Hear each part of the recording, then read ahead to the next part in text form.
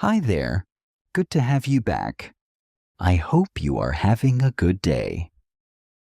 Today, Daniel will talk about something that happens to almost every product team. You build something. You test it internally. Everything looks fine. And then you show it to real users for the first time. And in 1 hour, they find problems that your team missed for months. This is part 1. Let's begin. I want to tell you about 2 mistakes that we discovered only during user testing. Both of them seem obvious in hindsight, but neither of us noticed them before the test. Phrase note: in hindsight. In hindsight. In hindsight means looking back at something that already happened and understanding it better now than you did at the time. For example, in hindsight, the problem was easy to see. In hindsight, the problem was easy to see. The first story is about a fintech app. We were building a feature that allowed users to send money to each other. The flow was straightforward. The user entered the amount, selected the recipient, and tapped the Send button. During internal testing, everything worked perfectly. The payment went through in about 2 seconds. Nobody on the team thought anything was wrong. But our internal testing happened over a fast office Wi-Fi connection. We never thought to test what the experience would look like on a slow mobile network. During the first user test session, one of the participants was using a weak mobile signal. She tapped the Send button. The screen did not change. There was no animation, no loading indicator, nothing. She waited a few seconds, assumed that her tap had not registered, and tapped the button again. The payment went through twice. When we looked at what had happened, the issue was clear.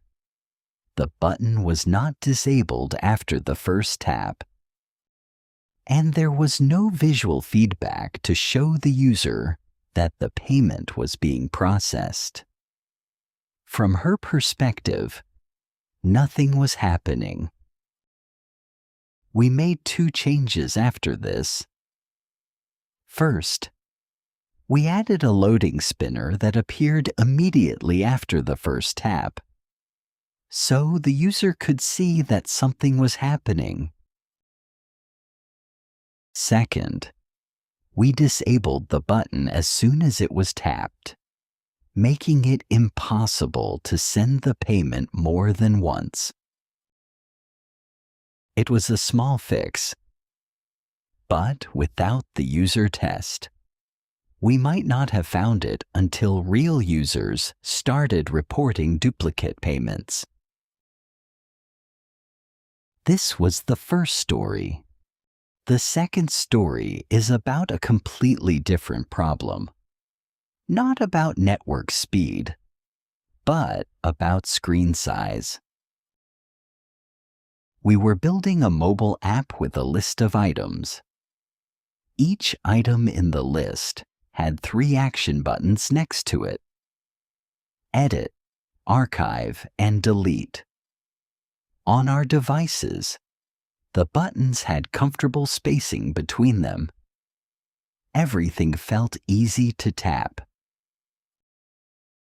But our devices were all recent models with large screens. We never tested the app on older phones with smaller screens. During the user test, one participant came with an older Android phone. The screen was physically smaller than the phones we used for testing.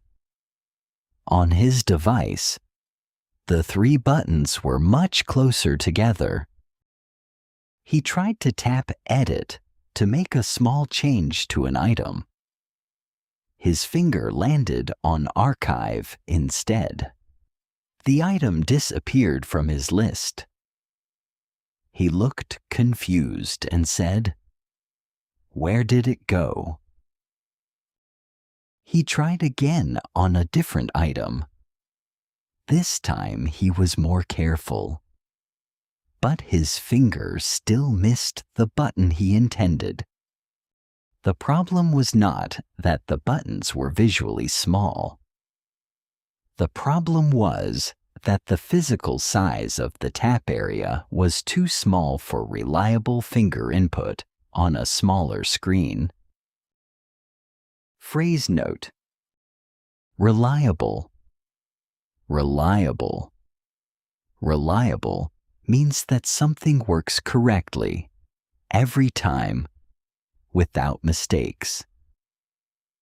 A reliable tap target is one that the user can tap correctly without accidentally hitting something else.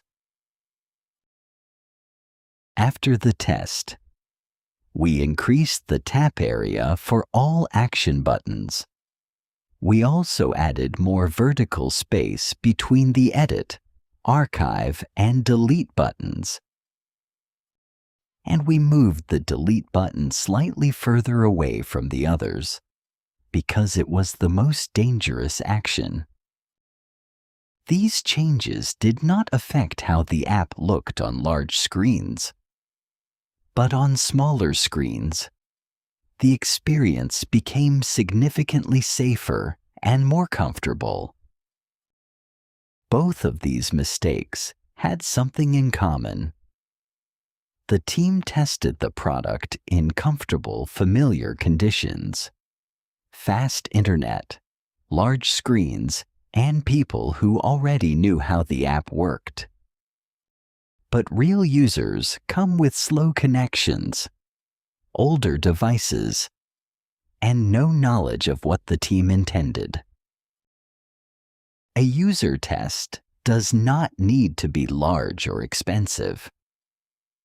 5 participants, 1 afternoon, and an open mind are enough to find the things that months of internal review will miss.